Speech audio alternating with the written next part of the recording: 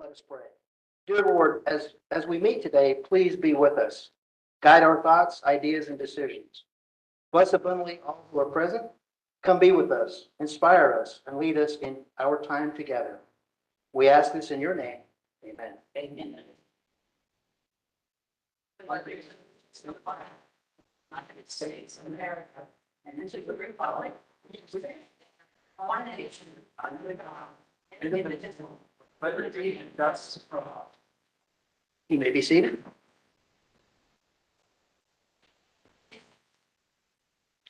Are there any amendments or corrections to the agenda? There being no amendments or corrections to the agenda is adopted as presented. Has everyone had a chance to look at the March 18th regular board meeting minutes? Are there any corrections or additions to the March 18th regular board meeting? No. There being no corrections or changes, these minutes are approved as written.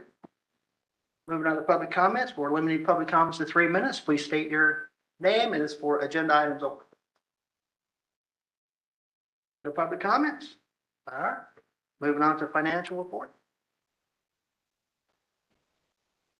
All right, good afternoon, board members. Good afternoon. You'll see we have both February's end of the month accounting present in your books as well as March's. March does include the majority of the early voting folks, the payroll to them, as well as election day. And you can see with the final there that we're about 53% of our budget, with one election left and 3 months of budget left. So I think we're doing okay right now. And I wanted to go over the computer supplies list or expense that you'll see. That one's that account that's like 400% above. I asked our CFO about that, and she's checking that out because it doesn't look right. So I don't even think that belongs to us. So if you don't see it on the next financials, that's probably why. So I think we're in a good spot right now. Anybody have any questions? Okay, that's it. Okay, moving on to election supervisor update.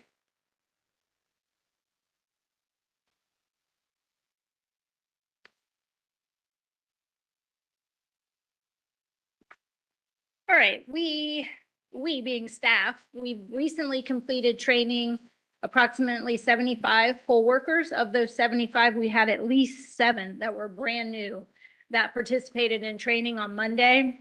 So that was nice. They're excited. They all accepted their invitations to work early voting because Leona worked on that schedule, and I'm so grateful for her because I would pull my hair out if I had to do that. And it's a huge help. And we have reached out to all of those individuals who are both managers and clerks for us for early voting. And they've all responded and are available to work. So we didn't lose anyone in training, which is good. They still want to come back. And we will send out election day schedules next week. So we're happy to have those new people on board. And even some of the 75 people that came have only worked March 21st for the election. So they came back as well. So that's nice. Currently, our active voter roll is at 36,394 individuals. We have applications in as of today, almost 300 of them, 282 absentee ballot applications. Those begin going out on Monday. We do have all of our ballots in hand already. There are 79 different ballots, right, Dennis? 79 different ballots? 79 ballot options. We have all of our, printed ballots that I get ahead of time. They're already in and ready to go out with the mailings for absentee ballots. We accept those a bit longer, so people still have time to apply for an absentee ballot. And of course, there's no what do they call it? It's a no reason. No excuse. No excuse absentee ballot. So anyone can get an absentee ballot if they can't make it to the poll or don't want to come to the poll. And I think that's all I have. Rock, do you have anything to share? Okay, we're good. That's it. Any questions? No. No questions? Okay. All right, we're moving on to new business, discussion concerning advanced in-person voting facts. I'm going to start this off. So I want to thank everyone, every citizen that reached out to us concerning extending advanced voting hours. Thank you to the board, election supervisor, election staff for wading through all of my spreadsheets that I've been sending out to everyone concerning advanced voting. I placed this new business item on the agenda because there seems to be some incomplete and or inaccurate information that is either coming from or being fed to the citizens of Camden County. I felt compelled to share some of these and the facts and or clarification. Georgia election law mandates 17 days, 15 weekdays and 2 Saturdays, other than observed state holidays, 9 a.m. to 5 p.m. of advanced voting for primaries and elections.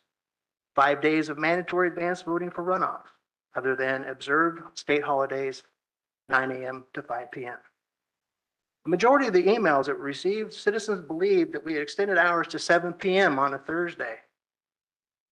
Thursday hours had been extended to 6 p.m. during the 2022 general primary nonpartisan election. Can you bring up spreadsheet 1?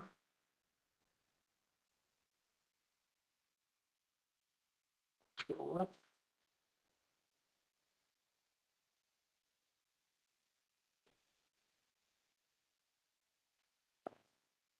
Oh, yeah, here we go.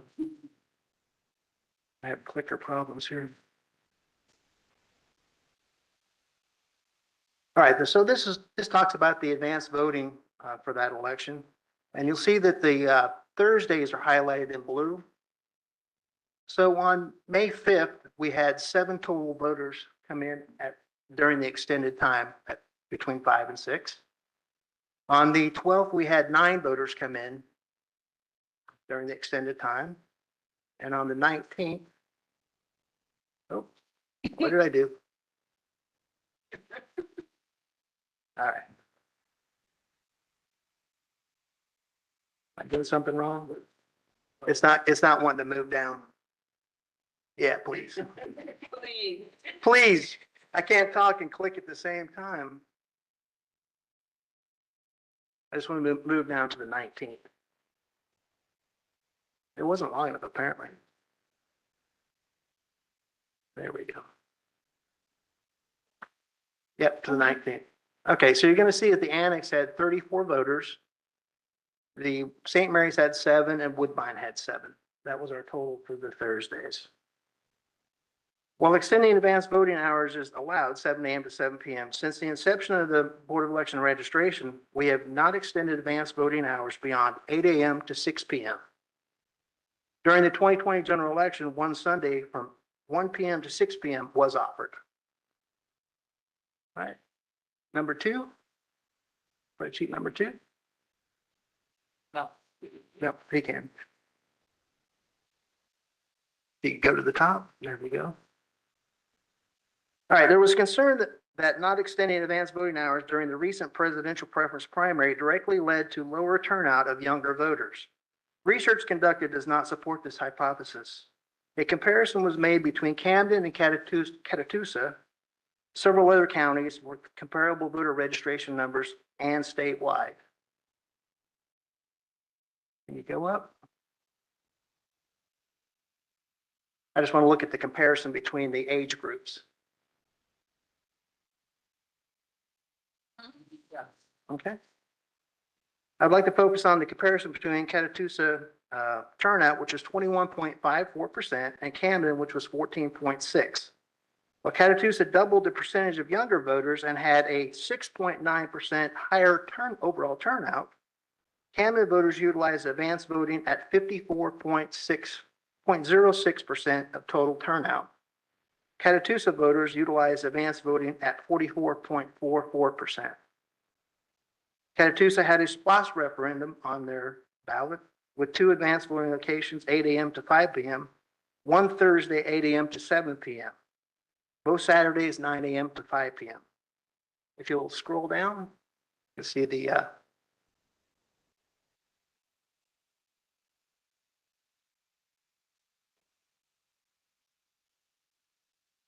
so that just shows the total turnout there at the bottom, the percentage of turnout, and compared to statewide Catatusa and Camden. And then here's the advanced voting numbers at the bottom here. You'll be able to compare those. Okay, and you'll see that Thursday, the 7th, they had 493 in Catacoosa for the advanced extended time. And then it talks about overall voter turnout at the bottom there. And then the advanced voting locations and times.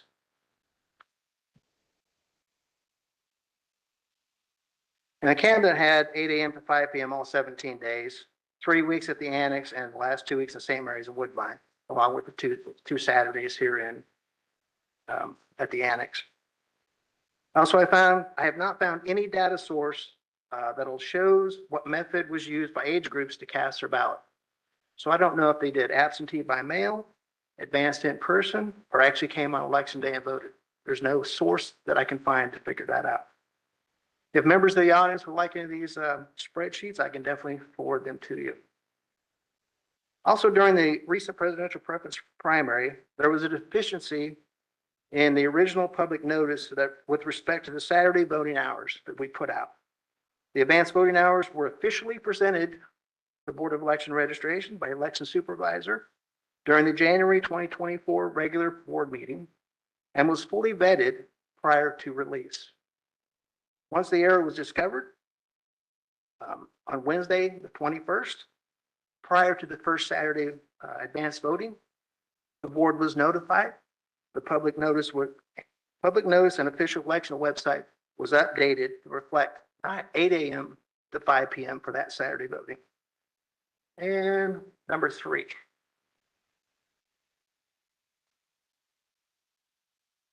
All right, another citizen had concerns that during the 2022 December 6th general election runoff, there was no early voting outside of business hours, leading to lower turnout in Camden County relative to the rest of the state. Can you go to the bottom? And I'll show you the advanced voting time. Advanced voting was from November 28th to December 2nd, 2022, Monday through Thursday, 8 a.m. to 5 p.m., which is extended by 1 hour, and 8 a.m. to 6 p.m. on that Friday, which is extended by 2 hours. Also, the turnout gap as compared to overall statewide turnout actually shrank. During the November 8 general election, Camden's turnout rank was 148 out of 159 for the run, and for the runoff, Camden turnout ranked 139th out of 159. Neither of these numbers, total run numbers, are satisfactory at all, but those are the numbers. All right. There was also concerns that the Camden County Board of Commissioners was not providing proper funding. For the fiscal year 2019 and 2020, we were allocated $350,000. This year, we've been advocated $595,000. So we're fully funded, and the commissioners realize that we need to be fully funded, and they're continuing to fully fund us. Oh. Voice is going up. All right, it is very important that the public ask questions. We love for the public to ask us questions. I cannot emphasize that enough. I can guarantee you that if you ask a question or have a concern, you're going to get an answer. There's going to be researched, and you're going to get a full answer for everything you ask. I ask everyone attending in person and watching online to please let your friends, family, associates, and anyone else that will listen, let them know what the dates, times, location of advanced voting in Camden County will be. And number 4, this is my personal take on turnout and voter participation.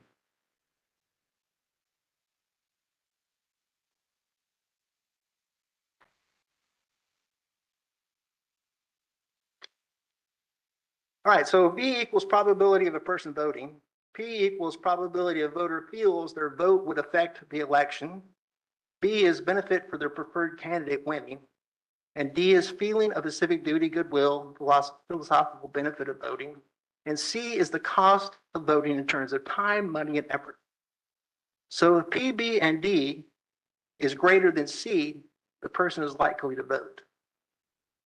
If it is less than C, the person is unlikely to vote. I know this seems very simplistic, but it's, for the majority of people, this is how they vote. This is how they feel. You can scroll down.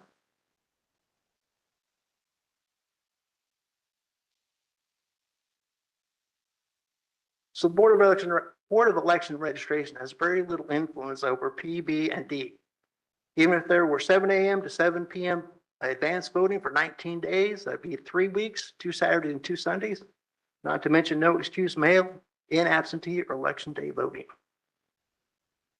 That is all I have. Anyone else? That's great work. Thank you. Now, I just want to make sure everybody's on the same page and we understand where we're at with advanced voting and the facts of advanced voting. Okay. All right. Let's move on to election public forum, PSA, April 23rd, 2024, from 6 to 7 p.m. Ms. Shannon, the floor is yours. So this came about because Mr. Tom Canning had set up forums to do with some of our the candidates that are up for election. Last night, he began with the sheriff's, 2 candidates for the sheriff's race in the May ballot.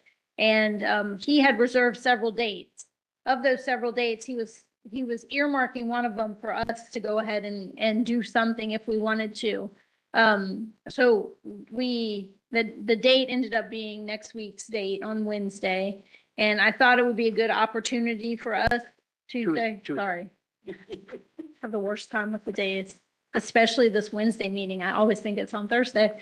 So next week we will provide some opportunities for voters to interact with us. We'll have a brief presentation on the upcoming election. We'll share the same sample ballots that I just shared with you all. We'll answer questions from the public.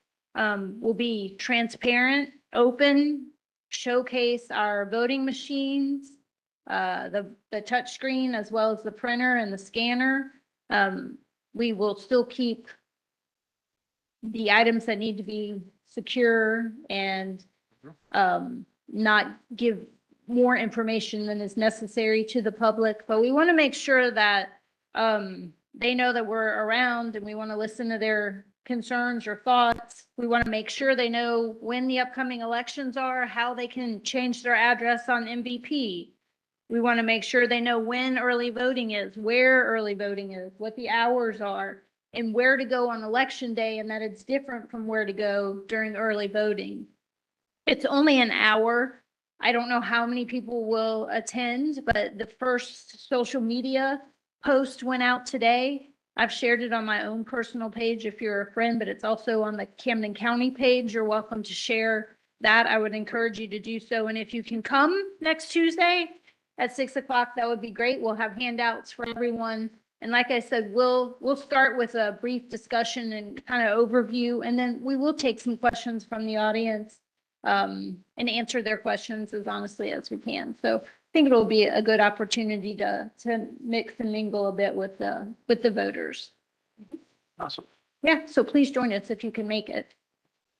Any questions? No questions? All right, moving on to Board of Election Registration Training, poll watcher presentation by Ms. Julia McCullough.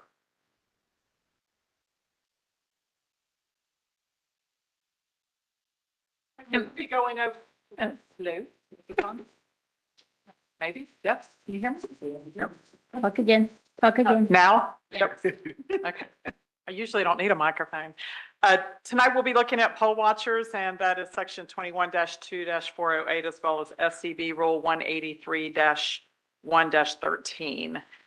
This covers poll watchers, designations, duties, removal of interference with elections, reports of infractions or irregularities, ineligibility of candidates to serve, as well as training.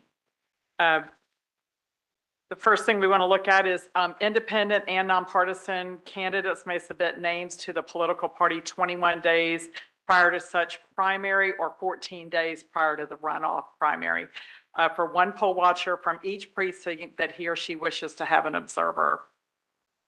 Political party and body may designate at least 7 days prior to such primary and runoff primary, no more than 2 poll watchers for each precinct. Official poll watchers shall be given a letter signed by the party chairperson and secretary to include the name of the official poll watcher, the address, precinct to which he or she shall serve, and name and date of the primary or runoff primary.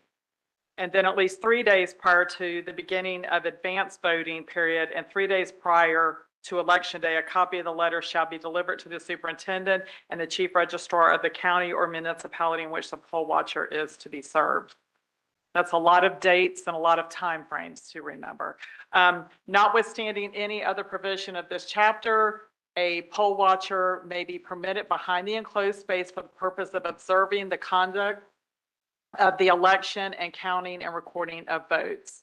The poll watcher shall not interfere with the conduct of the election, and the poll manager may make any reasonable regulation to avoid such interference. Poll watchers are prohibited from talking to voters, checking electors lists using photographic or other electronic monitoring or recording devices, using cellular telephones, or participating in any form of campaigning while they're behind the enclosed space. And all of that is gone over during the training. The next part, if a poll watcher persists in interfering with the conduct of the election or violates any of the provisions of the code section after being warned by the poll manager or the superintendent, he or she may be removed by such official. Infractions and irregularities observed by poll watchers shall be reported directly to the superintendent, not the poll manager. The superintendent shall furnish name badges. We're going to go over this twice actually in here. Every person who is a poll watcher will have a name badge, and on it will say official poll watcher. It'll have the primary or election in which the poll watcher will serve, and either the precinct or the tabulating center in which the poll watcher shall serve, or a statement that such poll watcher is a statewide poll watcher. And we have those as well besides locals. The poll watcher shall wear the name badge at all time while serving. Requirements to serve as a poll watcher. Obviously, the poll watcher cannot be a candidate, must have completed training either by the political party, political body, or the candidate designating the poll watching. And each political party, body, and candidate in their written designation of poll watcher certified under oath, the name of the poll watchers have completed the training per the code. Going to take a look at the SCV rules 183-1-13. Obviously, again, they have to wear their badges at all times. And on the badge, it says official poll watcher. Rule 183-1-13-05.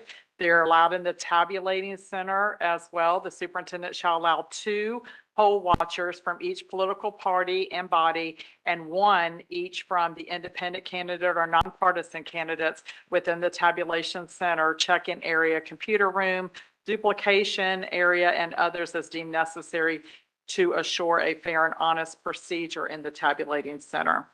Rule 183-1-13.06.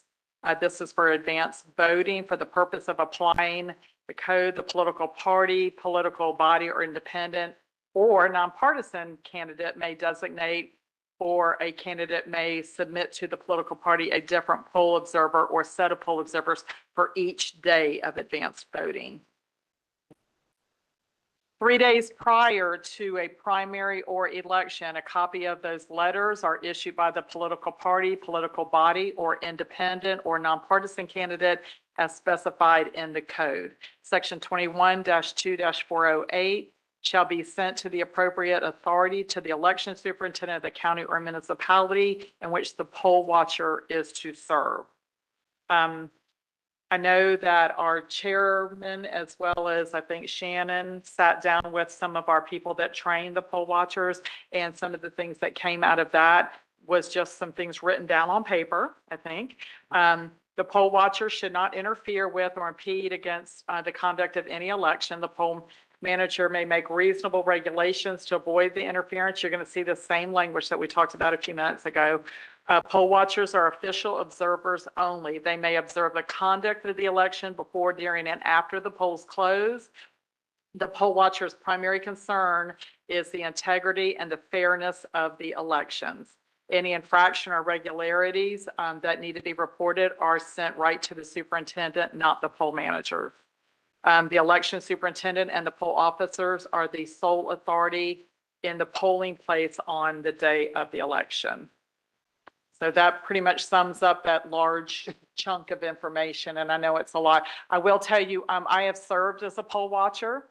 both at the elections as well as the tabulation area. And I can assure you that Camden takes care of exactly what that section calls for.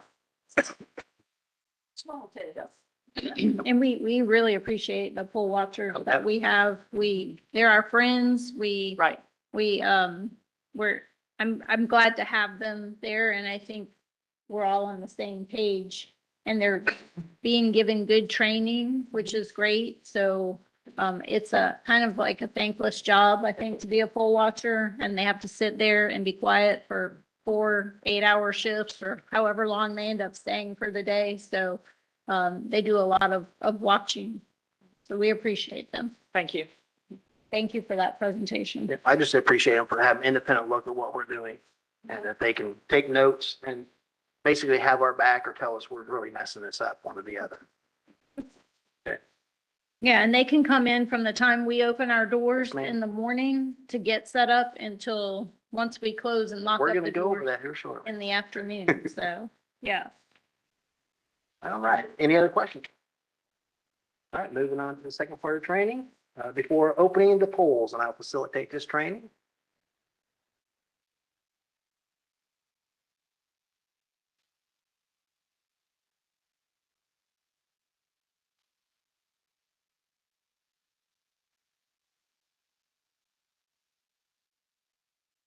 All right, we're going to be talking about SEB Rule 183-1-12 or dash .10 for this training today. Next.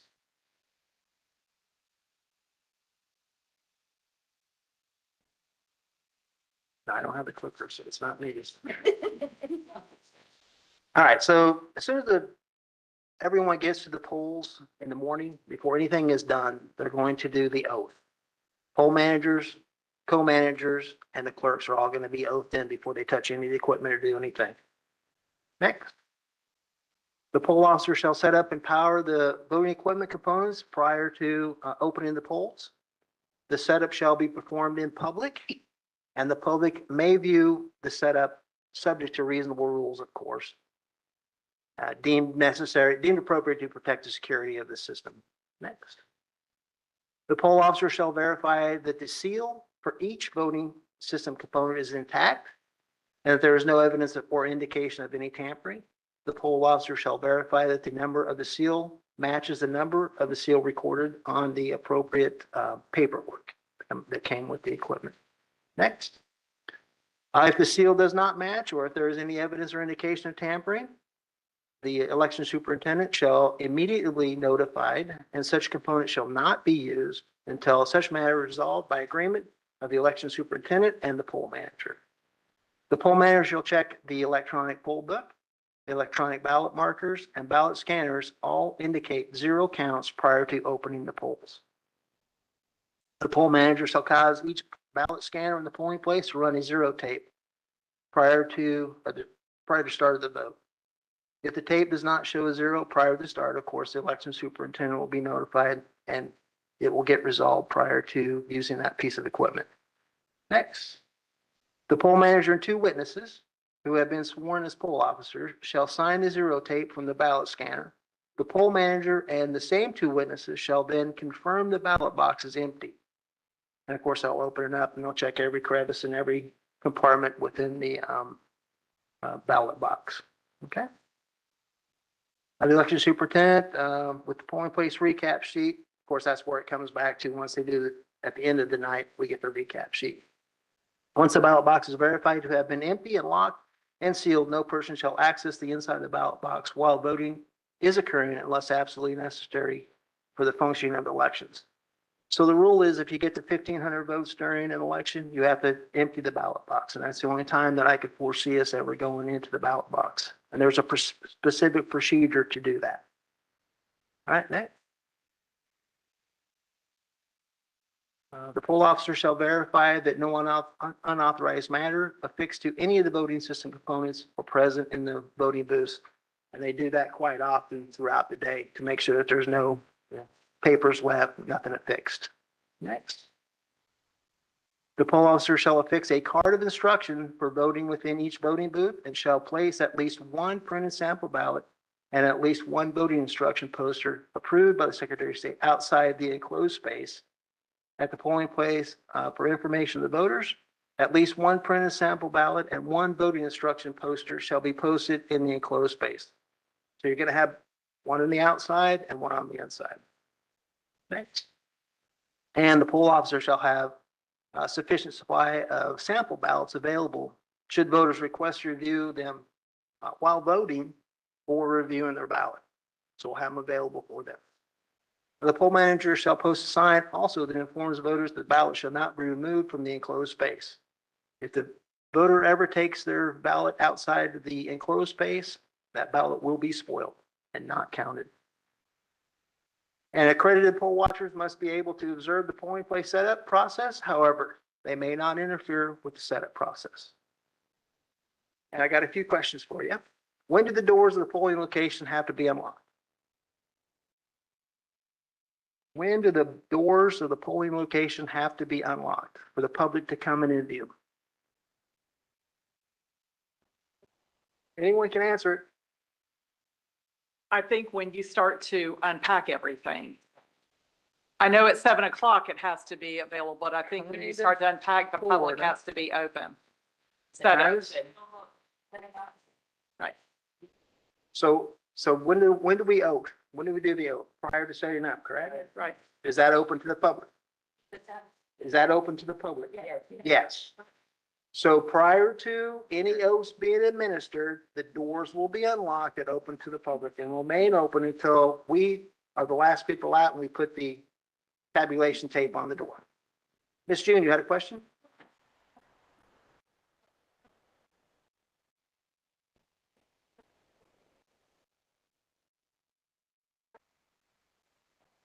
We're always open at 6. No later than 6, the doors will be open unless, go ahead. Well, and I think there's a little bit of leeway there. I mean, or confusion because, Right. I mean, some of our people, like at our huge polls, they get there at 5:45. They might even be there at 5:30 in the morning. Right. Well, if they're the only one there, maybe with one other, like if it's 2 young ladies or something, they might not want to unlock the door if they're not doing anything just yet. They're just kind of Right. reassessing the situation. But usually by 6 o'clock at the latest, our doors are open and all of our staff are there. So the hard fast rule would be prior to any oaths being administered, the doors should be unlocked or shall be unlocked.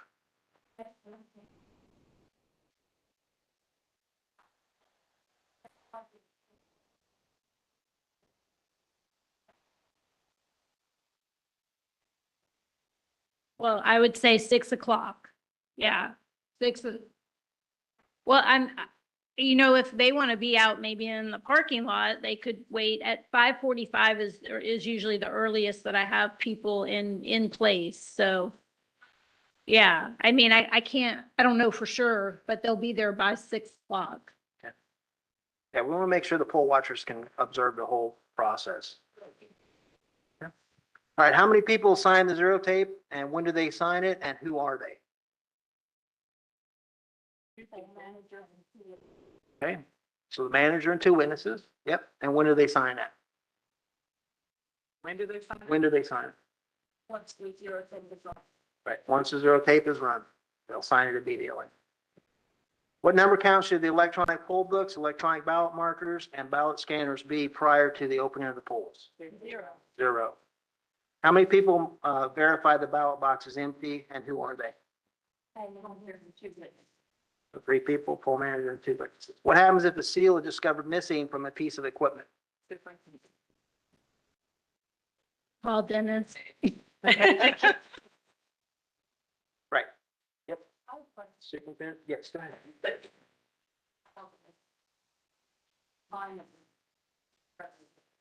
Exactly, everything stops. No. Possible, if the plane is not. No. What do you do? How do you rectify No, we're always going to start voting at 7 o'clock, even if we have to use paper ballots and a voter roll, thing to check people in. But, if there's only one machine, are you meaning like the tag is off or that it says count 3? Yeah. We notify a staff member immediately And then we'd go over the situation with that particular poll manager. And usually it's just that machine stays out of commission until we're able to put eyes on it and verify nothing's been tampered with. So Okay. the rest of the, Related to that. yes, as long as the rest of the machines are locked up and at zero. Okay. And generally, if there is any mistake or problem with the machines, I hate to admit this in front of our lovely police officer, but I will generally travel at a criminal amount of speed to that specific polling location to rectify the That situation. to ourselves and not our police. As long as you're not dangerous. Okay. Okay. Did Yeah, that answer everybody's questions on Yes, how we thank do on that? Where must sample ballots be posted? Sample ballots. Where must sample ballots be posted? Outside. Out- Inside. Outside the enclosed space, inside the enclosed space, and they have to have an adequate number to provide to the voter if they want to review it while they're voting or Yeah. reviewing their ballot. And I trained on that question. Actually, we trained, sorry to interrupt your, that's fine. but when we were doing training, we really pushed to have our poll workers that have people in line to encourage the voter to go look at their ballot. And they're usually up, or we're going to have enough to hand out because each ballot has at least 8 questions by each party. So if they didn't do their homework before they got to the poll, they're going to be standing at that machine for a long time. So at least if they get a chance to review the ballot, that is helpful as well. So they'll be posted right as they walk in the door, or if there's a line, they'll be given out. And then they're also in the voting room as well. Like, Yep, want to make sure the voter is informed before they cast their ballot. When do the oaths have to be administered? You got a question? It's Sorry. okay. Okay, so I was at training the other day, so I just want Yeah. to clarify this. Thank you. When they have their sample ballots, are they allowed to bring that sample ballot into the voting area with them? Yes. Yeah, Sure. I mean, we usually say, here, you can set that down on the table if you don't need it. Even if someone's printed their MVP ballot at home and they've marked their choices because it's a super long ballot, you know, they can bring that ballot to the table if it helps them remember. They just cannot have an electronic device with them. Right. Thank you. Yeah, they can have their ballot the whole time they're voting. or a note card printed. Or no. Whatever, Yeah. how they- Yeah, how they- however it makes a voter easiest to capture. Okay, ballot. thank you. And when do the oaths have to be administered? Prior to. Prior to anything. Prior to anything being done. All right. Mhm. Anyone else have any questions? All right. That's it. Thank you very much. Was it? To do that too. We'd like you to. Okay. All right, so we got some important upcoming dates coming up. Make sure I got the registration deadline for the May primary nonpartisan election is Monday, April 22nd, 2024. The election public forum at the PSA is Tuesday, April 23rd, 6 to 7. Advanced voting for May primary nonpartisan election begins Monday, April 29th. Advanced in-person Saturday voting is May 4th through the 11th, 9 a.m. to 5 p.m., and that's at the annex. Last day to request a mail-in absentee ballot for the May primary nonpartisan election is Friday, May 10th. Last day of advanced in-person voting is Friday, May 17th, and that is 8 a.m. to 6 p.m., and that'll be at all 3 locations at that point. Early absentee ballot processing, Thursday, May 16th, 10 a.m. to 4 p.m. Friday, May 17th, 10 a.m. to 4 p.m. Saturday, May 18th, 11 a.m. to 2 p.m. Tuesday, election day, May 21st, begin at 4 p.m. And of course, election day is May 21st, 7 a.m. to 7 p.m. Memorial Day is May 27th, and all offices will be closed. And our next board meeting is May 28th at 10 a.m. That's to certify the May election. So we're off the date a little bit in May, just so that we can certify this election. Yeah, Yeah, for our calendar. yep, For for our the calendar. calendar. And Yeah, can and I, that, and don't forget, that's a Tuesday, the 28th. Okay. All right, any additional public comments? can I just say one more thing? Go ahead. I gave you all a sample ballot too, and if you just take note on the bottom, if you're a City of Kingsland resident, they do have a special election. I know it's not in the title of some of these dates, but City of Kingsland has a special election. It's going back to that Freeport tax exemption again for the e-commerce fulfillment center. So keep in mind, the March special election was for Camden County. The City of Kingsland is doing the same thing for their purposes as well, okay? So it's a little different. It's the city monies and the county monies for the Freeport exemption. So I just wanted to make sure that was clear. The sample ballot is on the website, and it's got both Republican and Democratic candidates on that. So please take a look. It also has all 8 questions. So I think that's important. You can get a heads up on that. I did verify today that the My Voter page has all of the advanced voting sites up, the times listed. We also have, your ballots are showing up when you type in the first letter of your first name, your last name, your date of birth and your county. You can get the exact ballot. And just to be clear, when we say we have sample ballots at the polling places, for election day, they're only going to get their sample ballot at that particular poll. The sample ballot for advanced voting is going to look like this because we have 79 of them. So it's too difficult to have all of those ready. So this will be the sample that the individuals in the line get. And all of our poll workers and polling staff have seen this, so that they can remind the voter, like, if this is what happens, if this is what you're going to get for your choices. If you pick a Republican ballot, this is what you're going to get if you pick a Democrat ballot. So that's all I have. All right. Anyone else? Now moving on to additional public comments. No additional public comments? Shoot here. If there are no objections, this meeting will now adjourn. Since there are no objections, this meeting is adjourned.